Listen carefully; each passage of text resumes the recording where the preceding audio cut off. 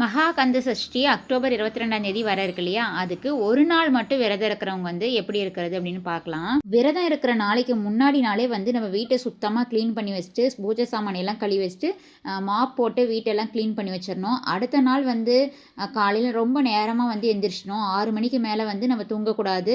காலையில் நேரமாக எந்திரிச்சிட்டு நம்ம சாமிக்கு விளக்கேற்றிடணும்.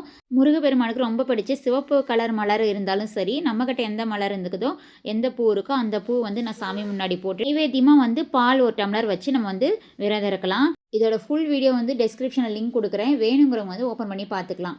அதுக்கப்புறம் அந்த ஒரு நாள் மட்டும் விரதம் இருக்கிறவங்க காலையிலேருந்து ஈவினிங் வரைக்கும் எதுவுமே சாப்பிடாம விரதம் இருந்து வழிபடலாம். அப்படி இல்லைன்னா ஒரு வேளை மட்டும் சாப்பிட்டுட்டு மீதி 2 வேளை சாப்பிடாம நைட்டு நம்ம சாமி கும்பிட்டுட்டு அதுக்கப்புறம் நம்ம விரதத்தை முடிச்சுக்கலாம். அவங்களால என்ன விரதத்தை கடைபிடிக்க முடியுதோ அந்த விரதத்தை நீங்கள் கடைபிடிச்சிக்கலாம்.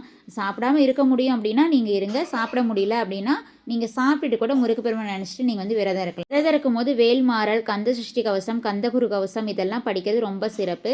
உங்களால் என்ன முடியுதோ அதை நீங்கள் சொல்லிவிட்டு நீங்கள் பாராயணம் செய்யலாம். எதுவுமே தெரியலனா கூட ஓ முருகா அப்படின்னு நீங்கள் சொல்லிக்கிட்டே இருந்தால் கூட போதும். அதுக்கப்புறம் அந்த நாளில் நீங்கள் அபிஷேகம் பண்ணுங்கள். உங்களால் எந்த அபிஷேகம் பண்ண முடியுதோ அந்த அபிஷேகம் நீங்கள் முருகப்பெருமானுக்கு பண்ணுங்கள். பால் அபிஷேகம், நெய் அபிஷேகம், அதுக்கப்புறம் சந்தன அபிஷேகம், திண்ணீர் அபிஷேகம், இந்த மாதிரி நீங்கள் எது வேணாலும் நீங்கள் அபிஷேகம் பண்ணி சாமி கும்பிடலாம். அதுக்கப்புறம் மறக்காமல் வெத்தலை தீபம் போடுங்க.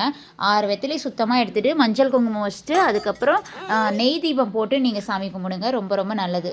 டவுட் இருந்துச்சுன்னா கமெண்ட் பண்ணுங்கள். தேங்க்ஸ் ஃபார் வாட்சிங்.